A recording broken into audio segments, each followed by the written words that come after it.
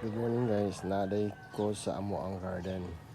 So, i-focus lang nako akong Ataba Poinse kasi umpisa na akong upload to sa YouTube. So, another Ataba Poinse naman, naghatag pa siya guwapo kay nga dahon guys. So, diba? Village ko sa Ataba Poinse guys, ang gandang tingnan sa malayo. Napaka-astig.